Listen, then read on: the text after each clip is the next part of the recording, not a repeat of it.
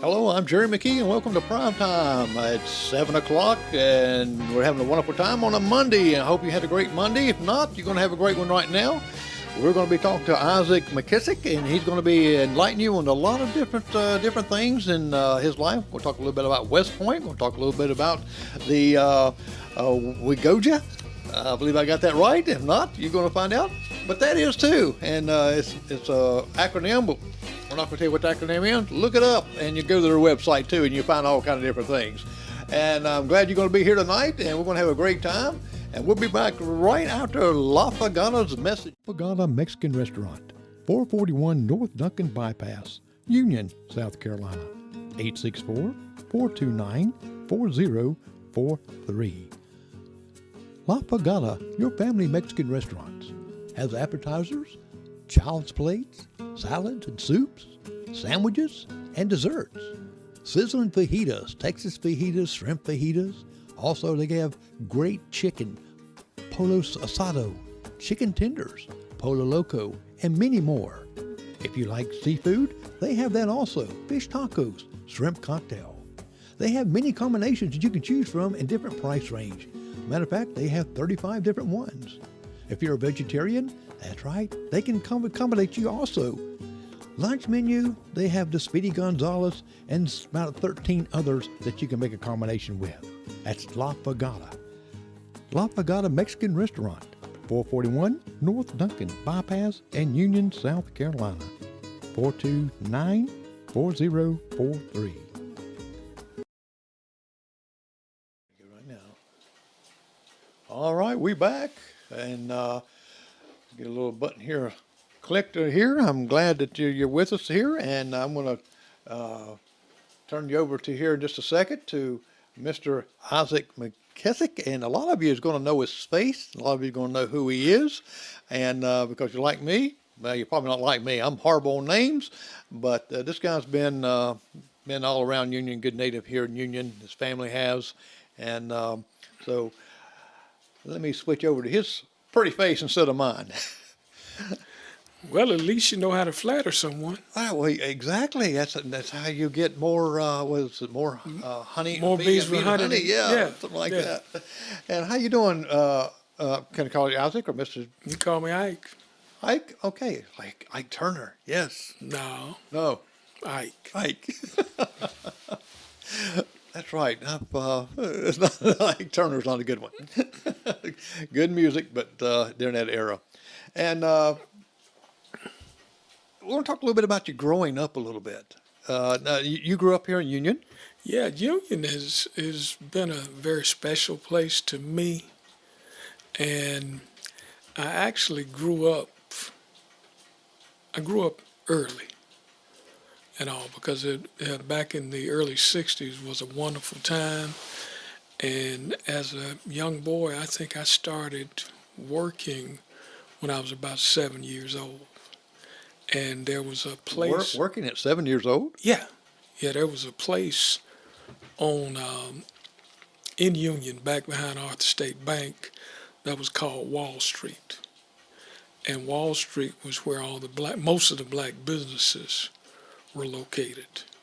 Barbershop, cafes, drugstore, pool halls, just a bunch of black businesses there. Was that right behind Main Street? Yeah, right behind the bank. Yeah. Now, isn't there still a barbershop there? Or I know it used to be. Yeah, it used to be there. Yeah, but it's not a barbershop now, but the building is there. That used to be the Loan Building. Oh, okay. Yeah, that used to be the loan building. I worked in that building. But across the street there, Dr. Lillian Sauter had a drugstore.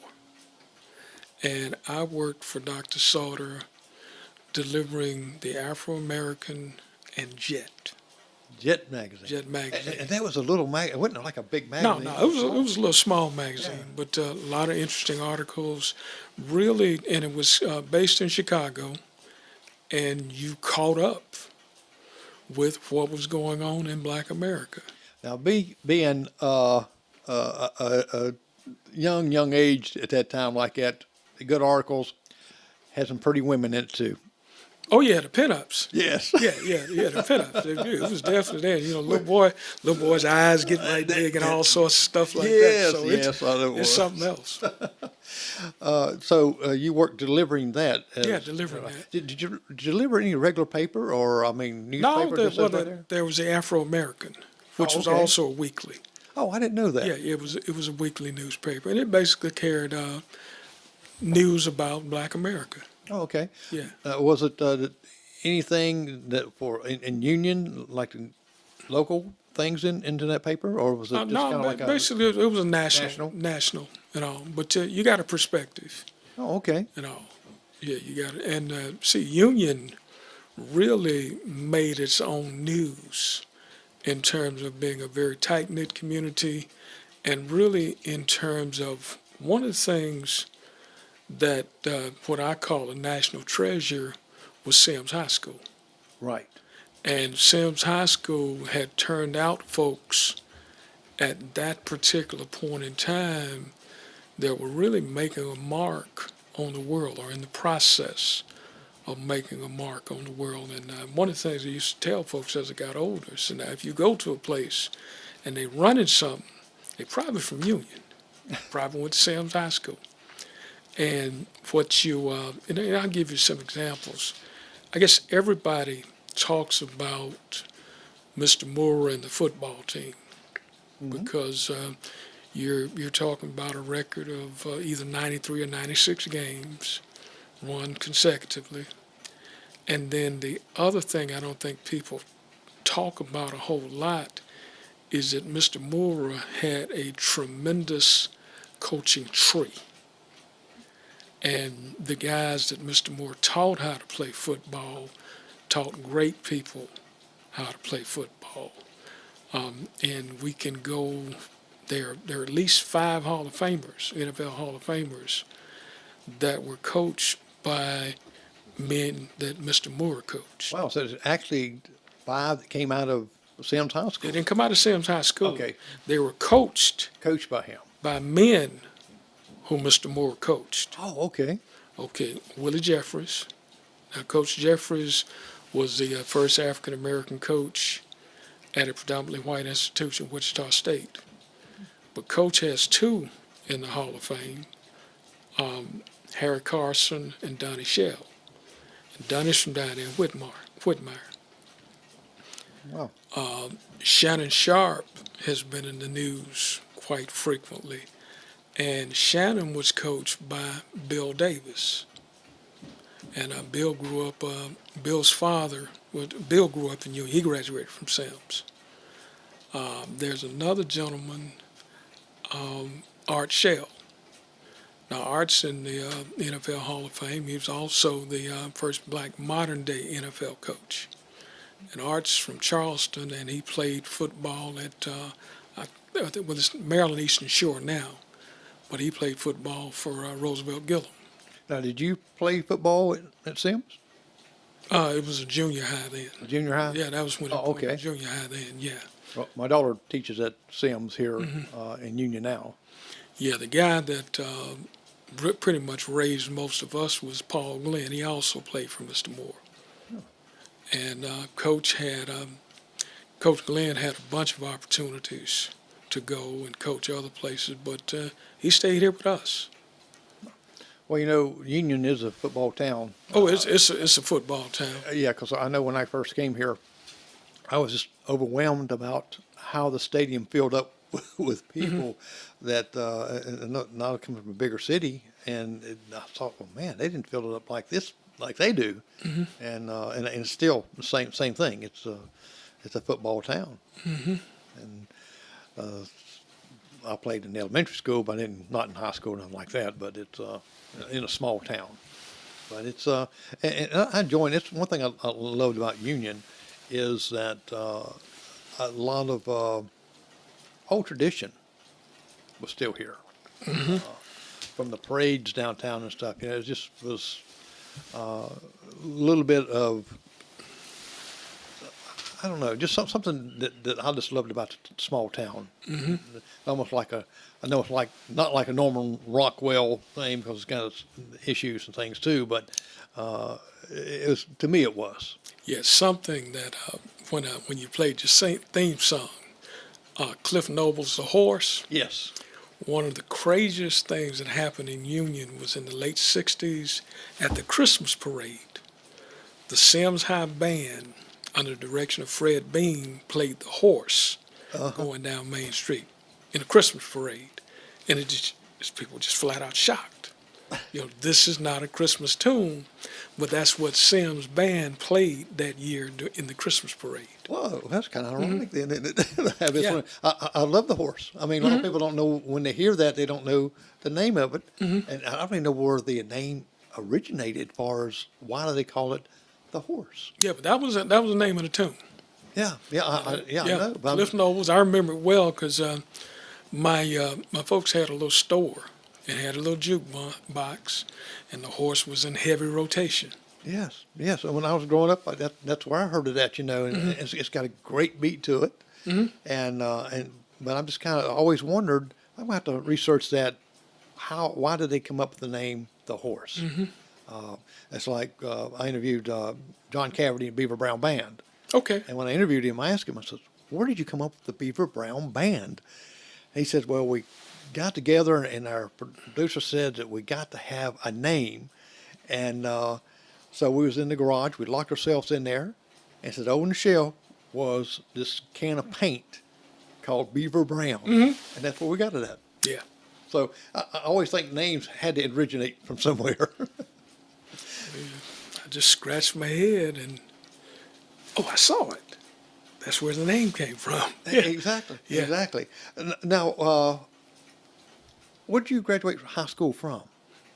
Union High. Union High? Yeah. Okay. And then from there, you went to, did you go to West Point right after that? Right after that, yeah. Right after that.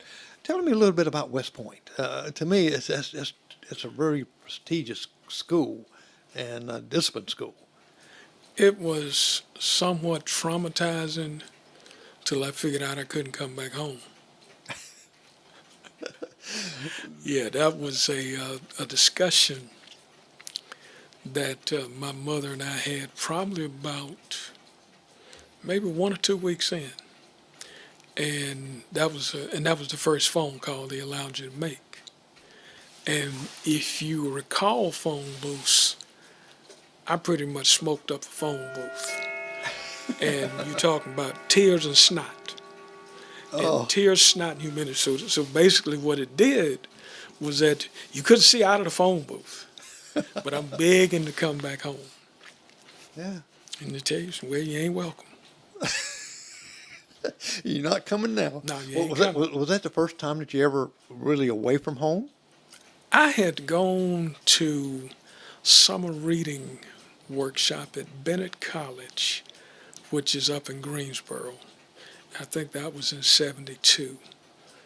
And it focused on reading, So I was gone for several weeks up there. Okay. But that was pretty much the first extended stay away from home. First airplane trip, whole 9 yards. Wow. I remember my first airplane trip. How was yours? Was you a little nervous or excited? Well, I think at that point in time, you don't know whether or not to be nervous. Right. You get on the airplane, it's all new. You got to understand, 17 years old, we are immortal. Yes. Ain't going to happen to me. yeah, ain't going to happen to me. So you go ahead, you get on the plane, and you get off in this strange world, and then you start to figure it out when you figure, well, you can't come back home, you can't do this, and okay. Now, how was in West Point, the discipline? I know, it's not like regular college. I think the funniest thing about it was that was during the time when there were, and especially we're talking about the first summer. Right. So there were, I think, 2, maybe 3 upperclassmen and 7 plebes at a table. So if an upperclassman spoke to you, you couldn't eat. Wow. There were, and there were some guys that said if an upperclassman was talking to any of your classmates, none of you could eat. And Wednesday night was steak night. So you're going to chow hard. Right. But that first Wednesday night, I think we threw away about 7 steaks. And I think I dropped 35 pounds over the summer. Wow. Yeah. So somebody just couldn't not talk, right? Well, now if an upperclassman was talking to one of your classmates, Right. you couldn't eat. If an upperclassman spoke to you, you couldn't eat. So that was part of respect? No, that was just part of the rules. I think at that point in time, before they had a couple of congressionals, that was what they called hazing. Oh, yes. Yeah. I forgot about that. Well, we're going to come right back here in just a second here. You're listening to Isaac McKissick, and we're going to come back and hear some other great things that's going on besides West Point. And I'm Jerry McKee, and we'll be right back. And let's hear a little bit from La Pagada.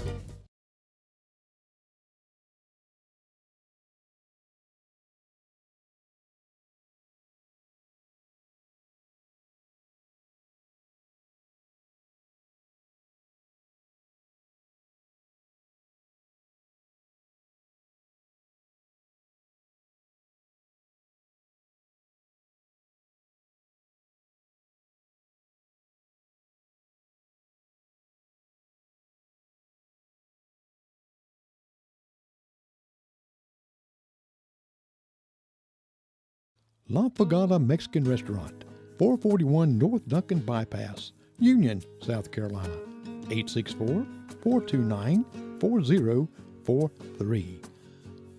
La Pagada, your family Mexican restaurants, has appetizers, child's plates, salads and soups, sandwiches, and desserts. Sizzling fajitas, Texas fajitas, shrimp fajitas. Also, they have great chicken, polo asado, chicken tenders, polo loco, and many more. If you like seafood, they have that also. Fish tacos, shrimp cocktail. They have many combinations that you can choose from in different price range. Matter of fact, they have 35 different ones. If you're a vegetarian, that's right, they can accommodate you also.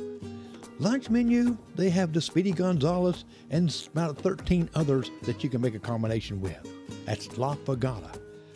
La Pagada Mexican Restaurant, 441 North Duncan Bypass and Union, South Carolina, 429-4043.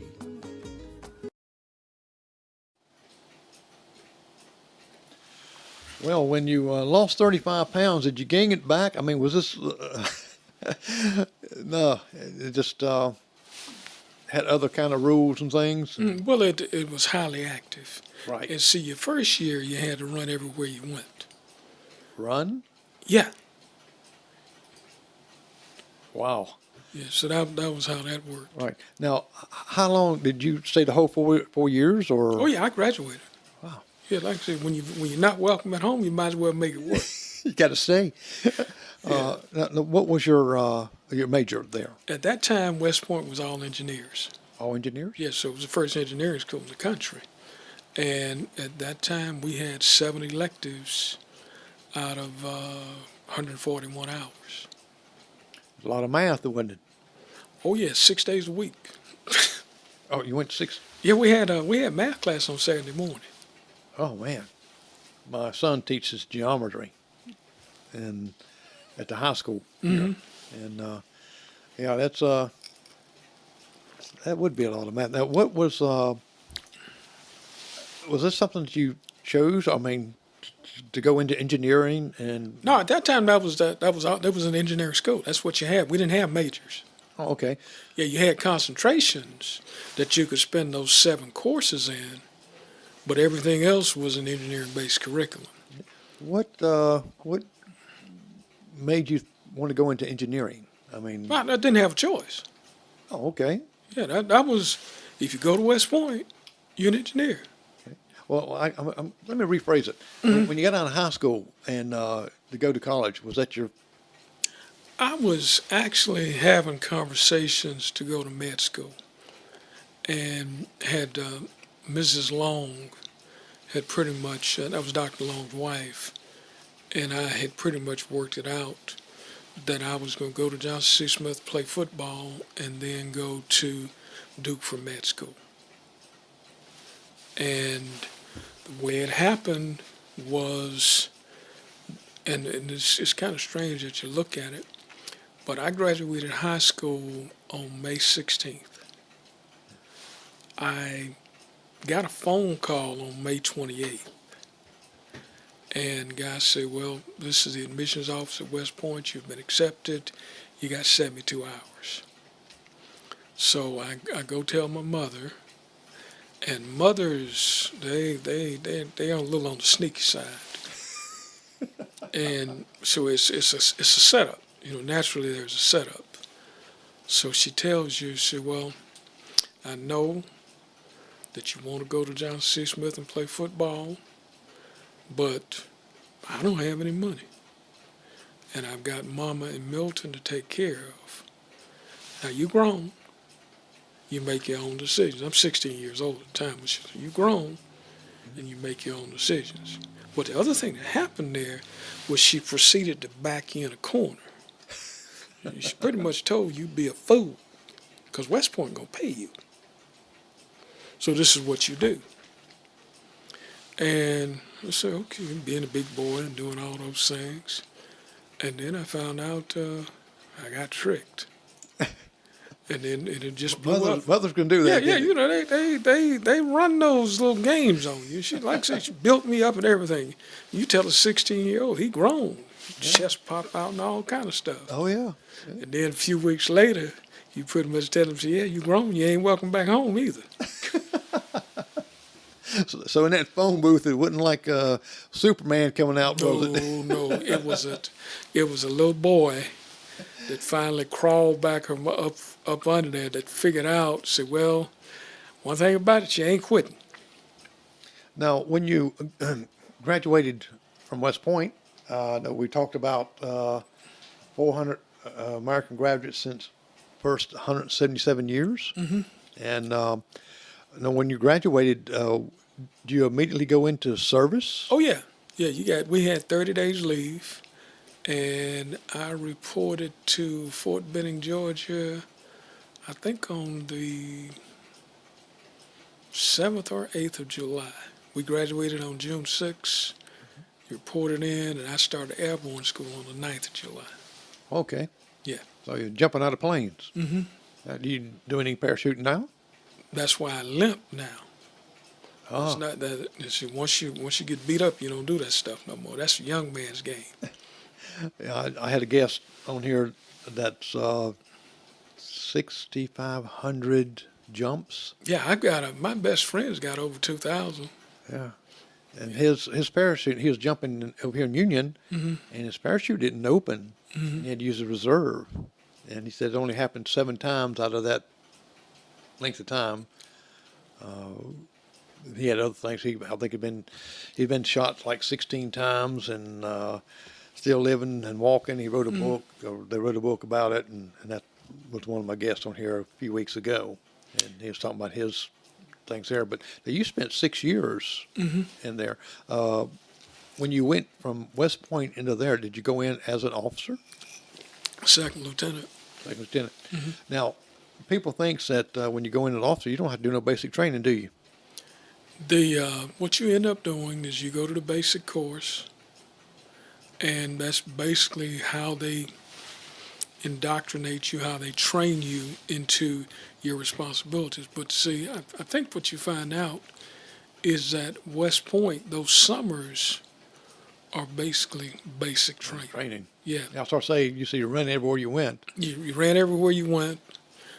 You learned. It was hands-on, and you were competent. Yeah, you were competent.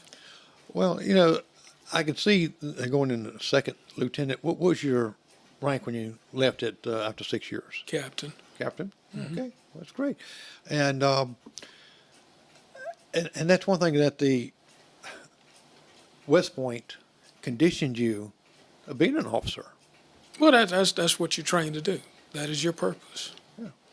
Yeah, and West Point's mission is to develop leaders of character. Right. You see any your people that you command over? You can't get rid of them. You got classmates, you got people you serve with. Right. And matter of fact, we've got a weekend scheduled this weekend. And we typically go to an HBCU football game, at least one a year. And just a chance to get together. But you're talking about now, we're pushing close to 50 years. So when y'all get together, is a good many of you, or just? It's a good many of us. And then you've got informal get-togethers. You knew Colonel Jack Whitener, right? Yes. Yeah, Colonel Whitener told me, he said, Ike, he said, I'm getting up here. So we don't just do the 5-year reunions. We do a reunion any chance we get to get together and all. Because I think we had number 40 in 2019, and we had a mini in Florida. I guess it was 2021, something of that nature. We got number 45 coming up next fall. And a lot of changes in those 40-some years, right? You see a lot. Yeah. It's one of those things where you grow, but you're also, when you look back upon it, you were prepared to grow. Right. And what it does, it provides you with a perspective that allows you to be receptive to growth, be receptive to change, and you also teaches you to not only be receptive, but to be reflexive, to be reflective and responsive. And when you left the service, Mm-hmm. what was your job that you chose to? I think the job chose me. The time I was in the Army was probably, during that period, the greatest weaponry evolution in that period of time. And you're talking about the introduction of the Black Hawk helicopter, Right. the introduction of the M1 Abrams tank, the introduction of the M2 Bradley fighting vehicle, as well as the Apache attack helicopter. So pretty much all that came online within a 10-year period, late 70s, early 80s. And I did force modernization at Fort Hood, 2nd Brigade, 2nd Army Division, and I got recruited to join General Dynamics and started work on the M1A1 tank. Wow. You know. So you were kind of instrumental into designing? No, Or- we did requirements analysis. What requirements is this tank going to have to meet? Oh, okay. So you talk about environment, you talk about threat, talk about performance and things of that nature. Right. Now, you were also stepping a little bit years on down the road here, that you went into education. Mm-hmm. That was my dream and all, and I think it became my dream when you saw the impact on your life and all. And one of the things to tell folks in there, I grew up in a little shotgun shack, and there were 4 of us in a room, little pot belly stove, And education pretty much took that transition and all. It facilitated that transition. And if you find that out, you become an advocate, you love it, because you're not talking about what you heard about the impact. What you're doing is that you've lived the impact, and it provides you a greater passion for it, because it's not hearsay. Right. So when you can talk about it, you can talk about, well, here's what worked for me, and I believe it can work for you. So you, even now, you mentor to others Oh, yeah. to help, Oh, yeah. especially African American to achieve some of the goals, because a lot of them thinks that they can't. A lot of kids. What you end up with is that you hear myths Right. about what can't be done. But the other thing that you're dealing with, and this is one of the things that's happened, is that, and this is one of my themes, is that in order to be me, I need to see me. So when you're talking about a kid, it's a big difference when you point to a group of people up there and don't nobody look like him. Right. Or if you're talking with folks who have similar backgrounds, who have similar struggles, who are willing to become engaged with you and to become honest about the whole thing. One of the things that caught me at West Point was that first summer, and they'd have the whole corps of new cadets out on the getting ready to go on the parade field. And I looked out there, and I saw a Ron Johnson, I saw a Vernon Crocker, and all of these were men, 21, 22-year-olds, but they were leaders on the brigade staff at West Point. So it pretty much told you, yeah, I believe you can do that. Right. Yeah, you believe, because you saw it. Right. And all. And one of the things you have to do is that you have to understand this is how things work. And when you don't see that, what it does, it increases doubt in the individual. And then the other piece that comes out of there is that you've really got to create aspirations in individuals through exposure.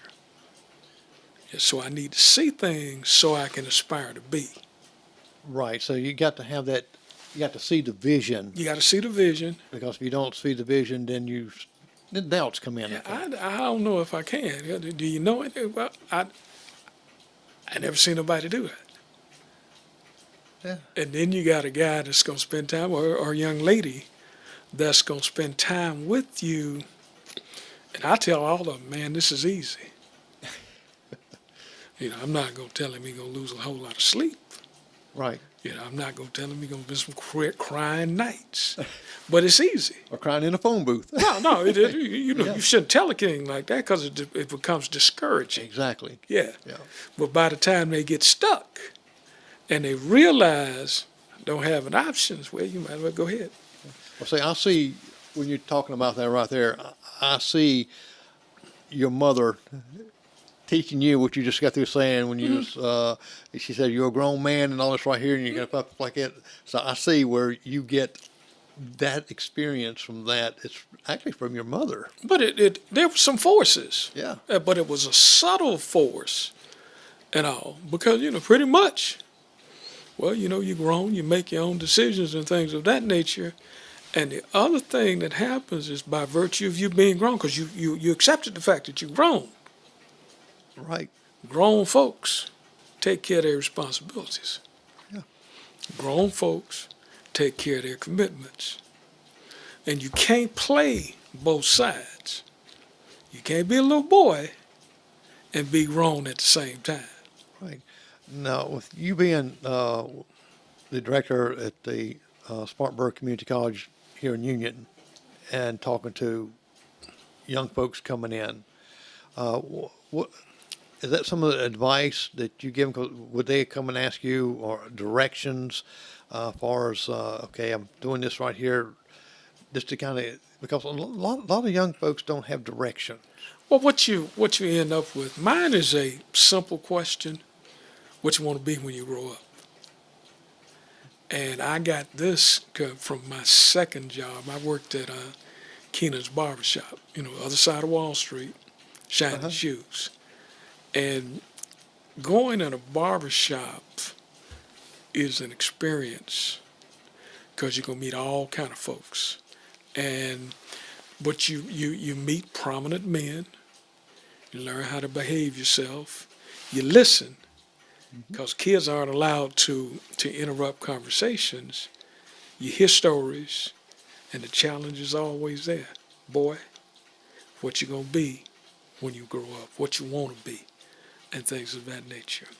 So it forces you to look outward, and it forces you to look beyond your current situation.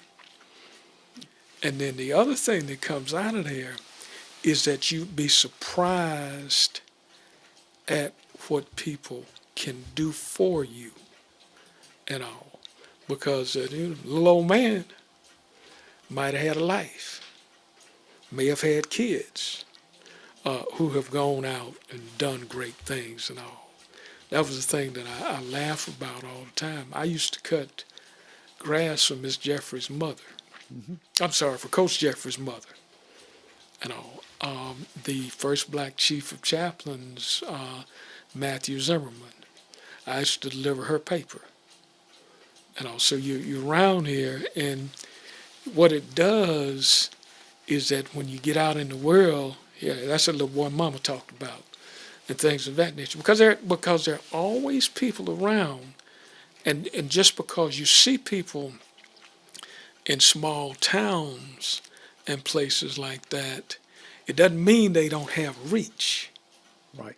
Yeah, it doesn't mean they don't have reach and things of that nature. But what you have to do is you have to learn to engage older people respectfully and all. And see, the whole thing that comes out of this is that all you need as a kid is good manners. Right. Please, thank you, yes ma'am, yes sir. And if you send a child to school with good manners, they're going to make it. Right. Yeah, they're going to make it. It's as simple as that.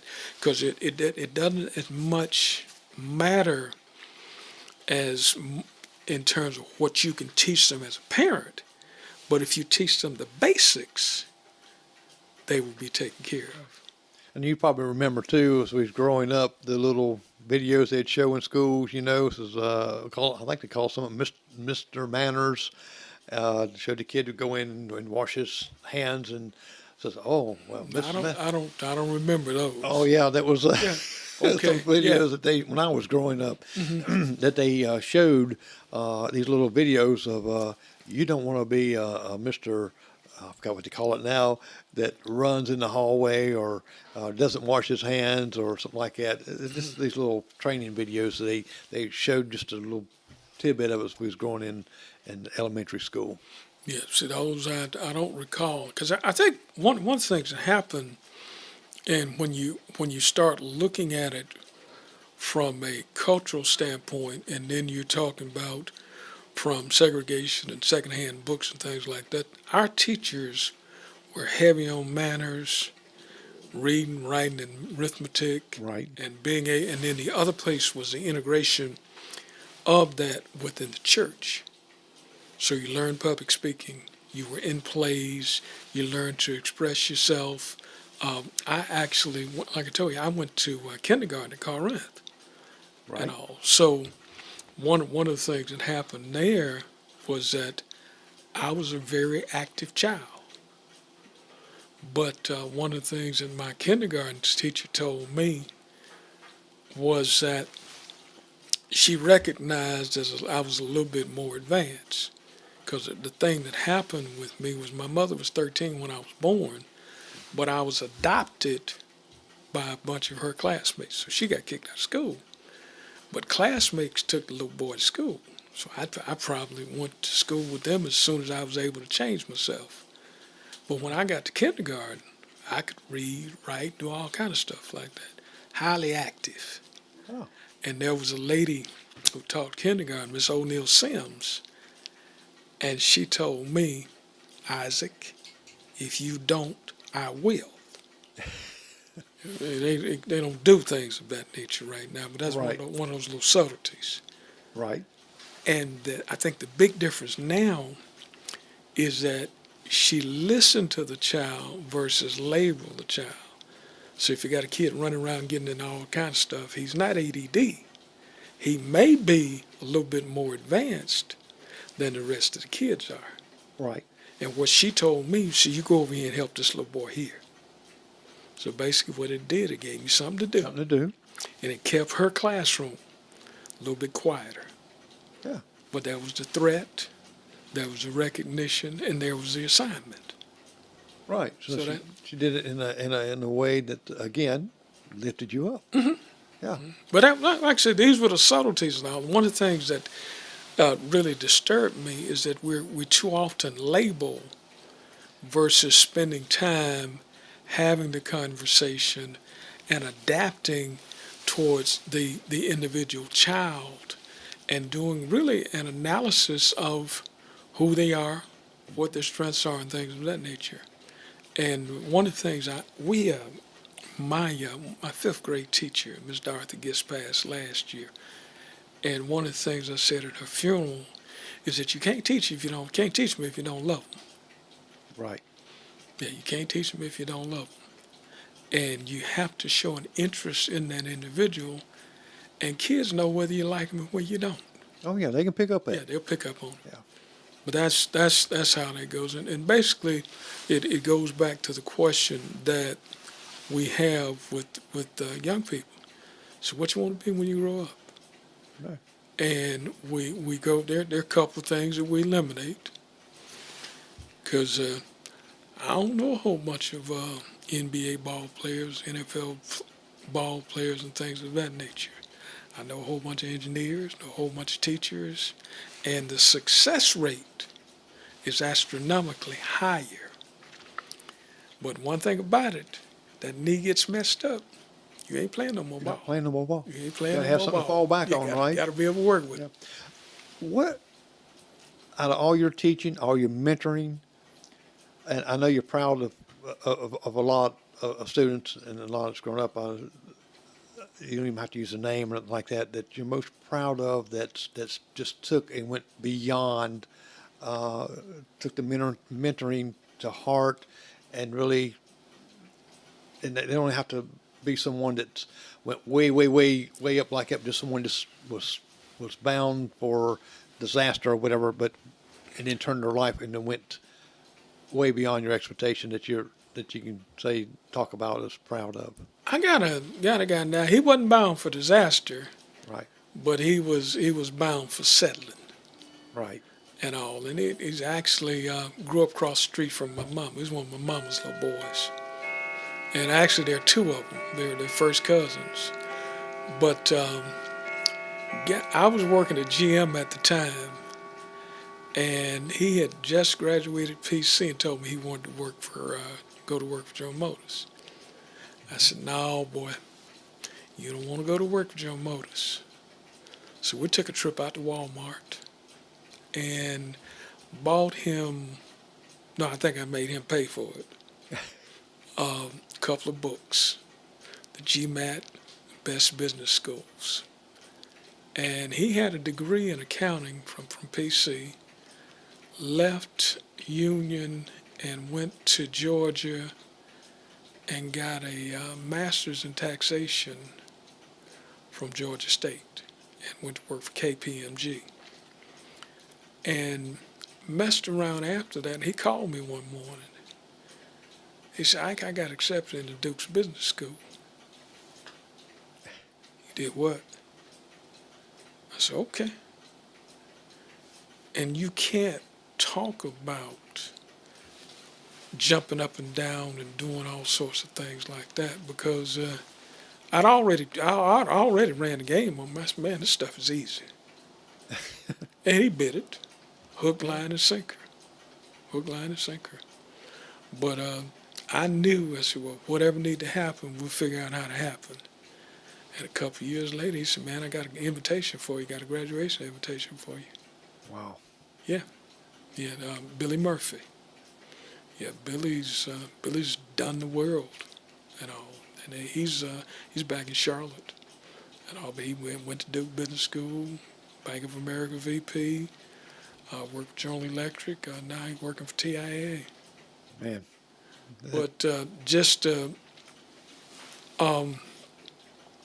no resistance. Right. Yeah, he took it, he ran with it, and all. But it's a very simple thing, and all, because there were not a whole bunch of questions asked. You had a young man that was motivated, who was willing to put in the work, and when he got there and provided the opportunity, he knocked it out the park. Well, that's fantastic, and that's something that it's great to watch someone grow and grow and grow and still growing, and it just makes you feel good about yourself that you're able. Because sometimes all they need is just that little encouragement, that little bit of push. Yeah, but see, like I said, the thing with him, he's far from a failure. Right. Because he was a pretty strong guy when I met him. Yeah. Because this is one of my mama's little boys, one of my brother's little boys. Right. And he said, "This is what he want to do." I said, "All right, we'll figure it out." Because this goes into the thing when you start thinking about reach, you start thinking about access and all, you'd be surprised at what that old guy over there has or who he knows and things of that nature. But you got to develop them, articulate them, and you'd be surprised at where they can go. Well, we're going to stop here just a second and go to another commercial, and we'll be right back. And we want to talk a little bit about WEGOJA. Okay. La Pagada Mexican Restaurant, 441 North Duncan Bypass, Union, South Carolina, 864-429-4043. La Pagada, your family Mexican restaurants, has appetizers, child's plates, salads and soups, sandwiches, and desserts. Sizzling fajitas, Texas fajitas, shrimp fajitas. Also, they have great chicken, polo asado, chicken tenders, polo loco, and many more. If you like seafood, they have that also. Fish tacos, shrimp cocktail. They have many combinations that you can choose from in different price range. Matter of fact, they have 35 different ones. If you're a vegetarian, that's right, they can accommodate you also. Lunch menu, they have the Speedy Gonzales and about 13 others that you can make a combination with. That's La Pagada. La Pagada Mexican Restaurant, 441 North Duncan Bypass and Union, South Carolina, 429-4043.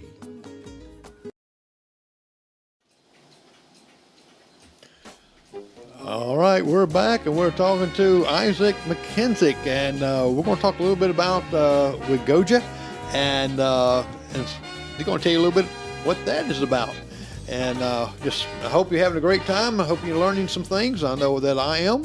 And let's find out a little bit about WEGOJA.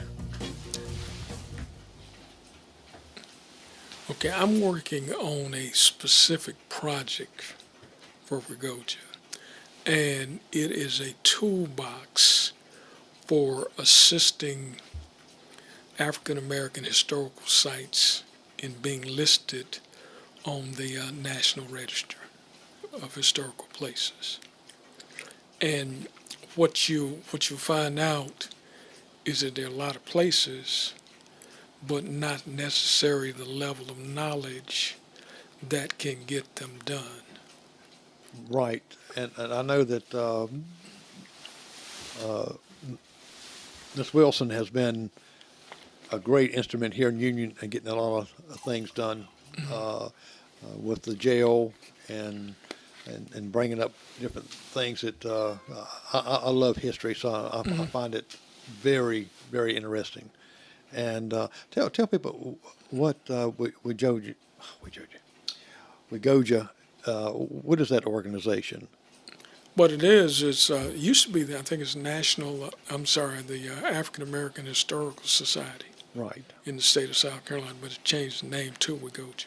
Okay, and they can put that name in. You can get it off the link on the show here and take it to the website, and you can read all about it. I was looking at some of their newsletters and some of the things on there this week. Now, on this project here, this is a project that you're working on? Is it nationally, or is it? No, this is for South South Carolina. Carolina. Yeah, this is for South Carolina, and I am a regional ambassador. So I am responsible for the upstate, and that is Union, Spartanburg, Greenville, Lawrence, Oconee, and Pickens. Okay. And what we're looking to do is to find those people who are engaged with African American historical sites and develop the knowledge base which quits making it a random event. Okay. So basically what you're saying there is, well, this is the go-to place if you want to get a site listed in the National Register. So what does that mean? One of the things that we talk about is that this is not only based upon a historical basis, but also an architectural basis and all. And actually, the Sims just got placed. Okay. And it was an element where there is historical significance, but you also have to talk about the architectural significance or the structural significance of the site. So you've got at least 3 in Union County right now. You've got Sims, you've got Corinth Baptist Church, and you've got the L.W. Long, the old community hospital.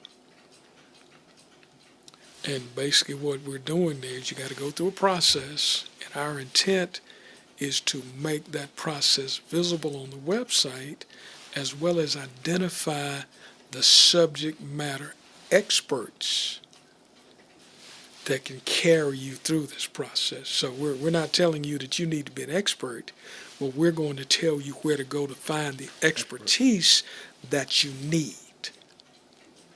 Okay. And we're doing a series of listening sessions for a needs determination, as well as to identify those subject matter experts.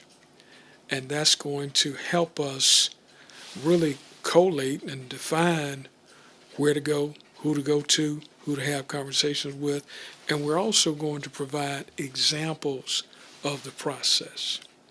So here's the process that we went through with Sims. I don't know, did you ever talk to Nate Johnson down at Rose Hill? I've spoken with him on several different other projects, Yeah, but not. But Nate was a historian, and then Nate also had the structural expertise and things of that nature. So, and plus that was part of his job. So when you got it, that's a resource. That's a resource right there. He's one of a kind. Yeah, he's a one of a kind guy. And then you've got Dr. Tom Crosby. So Tom is totally immersed from a historian's perspective. You know, he can tell you from Sims back in the 20s.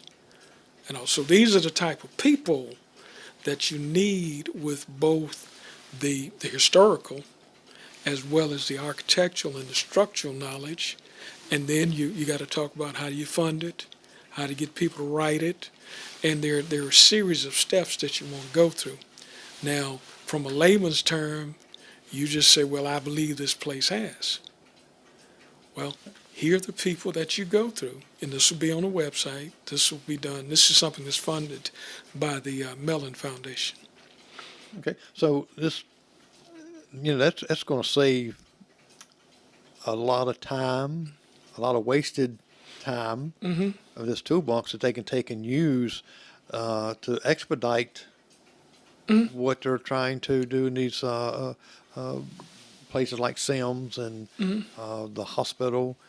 And I know organizations now probably wish they had that toolbox. Well, there is a need. And then the other thing that happens, and I think we have to be very much aware that time waits for no one.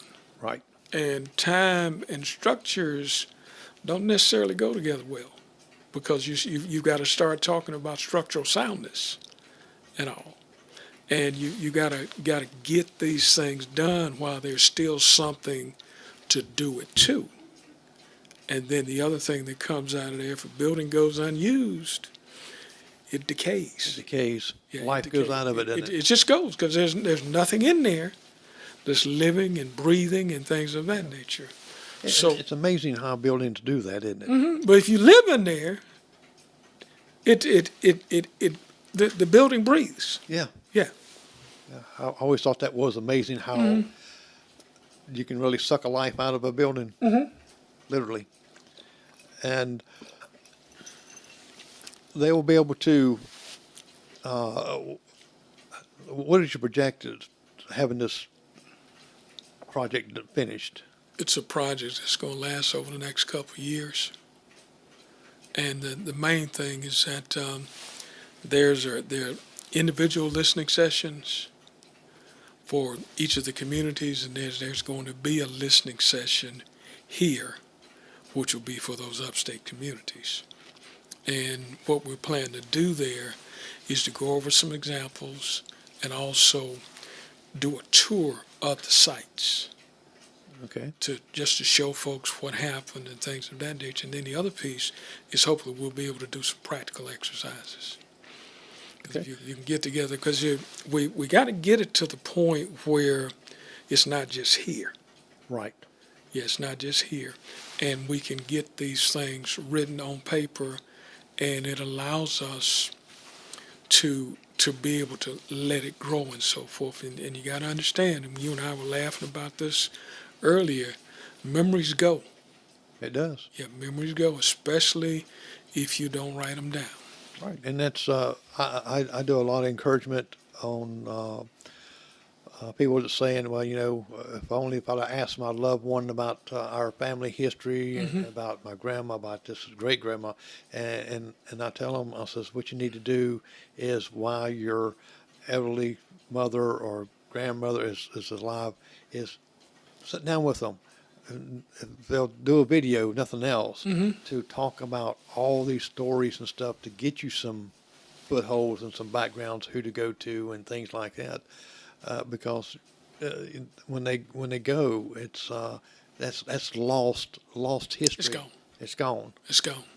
And I was blessed enough to have a bunch of great grandmothers, and Granny pretty much raised me. And she was 74 when I was born, and when I turned 17, I think about 8 days later, she left. But during most of that time, I was there, she was there, she talked. And also, that's how I understood about Pea Ridge. That's how I knew about the McKissick plantation. Right. That's how I knew where the cemetery was.